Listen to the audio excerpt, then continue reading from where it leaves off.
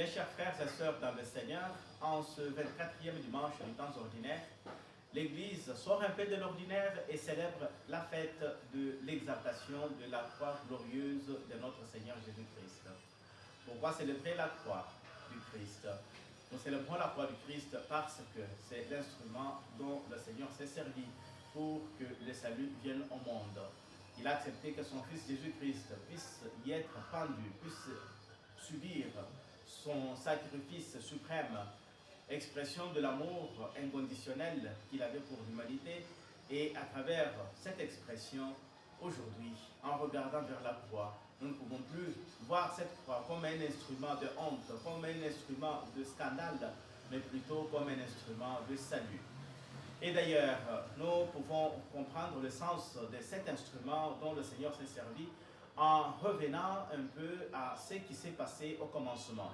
Lorsque nos premiers parents, Adam et Ève, avaient péché, ils s'étaient servis d'un arbre, l'arbre de la connaissance du bien et du mal.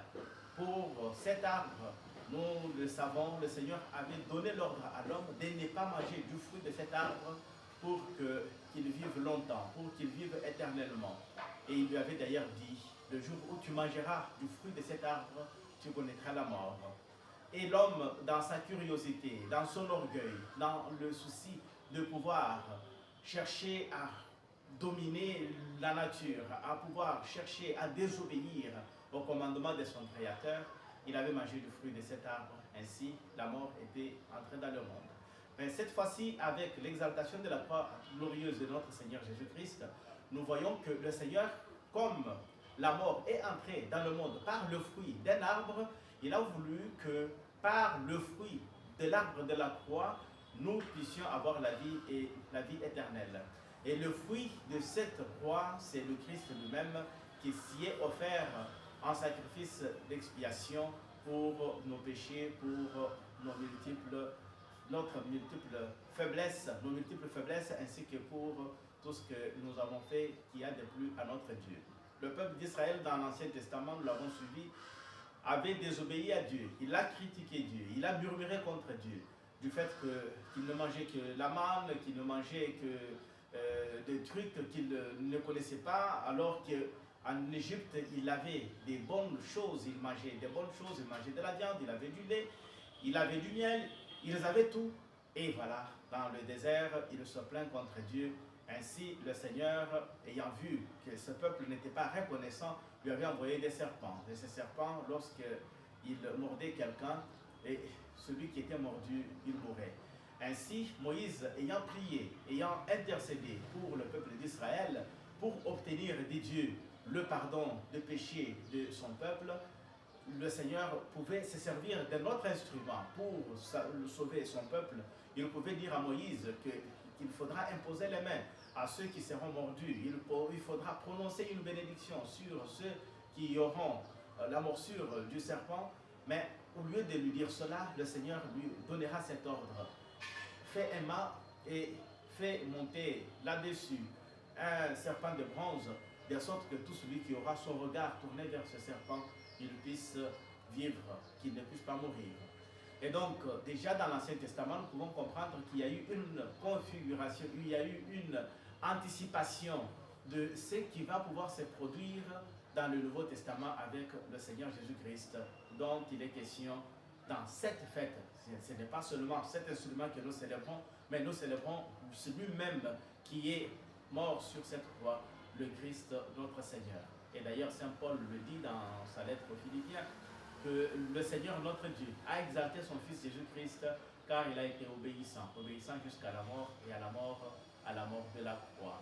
Et c'est par le fait qu'il est mort sur la croix, par le fait qu'il a accepté de transformer l'idée que les gens avaient de la croix, il a accepté d'assumer ce que les gens qui y étaient pendus, qui y étaient crucifiés, avaient comme passé, avaient comme histoire. Lorsque le Christ monte sur la croix, il assume vraiment nos péchés, il assume vraiment nos faiblesses, il assume vraiment tout ce que nous avons fait de mal pour ne pas être en bon milieu avec notre Père.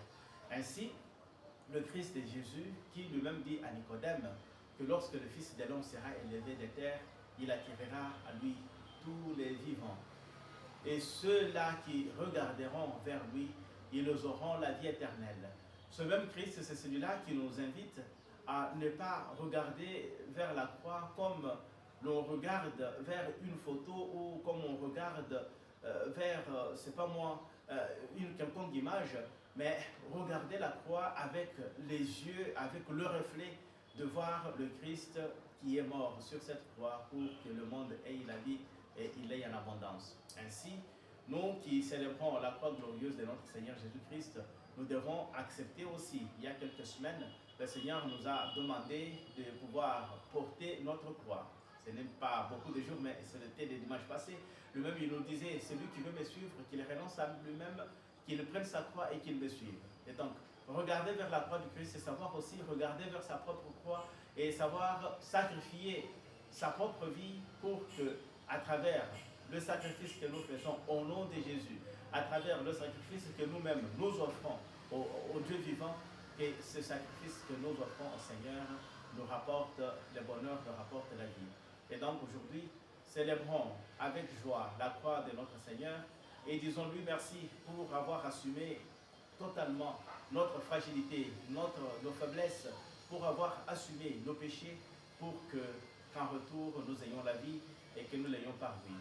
Que chacun de nous, en portant aussi sa croix aujourd'hui, il ait comme point de référence la croix du Christ, car c'est celle-là que Dieu a choisi pour devenir la plus grande, la plus glorieuse, le plus grand instrument à travers lequel le monde pourra chaque fois qu'il contemple le Christ, qu'il contemple le Dieu vivant, puisse dire, voilà, celui qui a été l'instrument pour ma mort, celui qui a été l'instrument pour ma désolation, pour ma souffrance, pour ma misère, le Christ l'a assumé, il a pris en charge.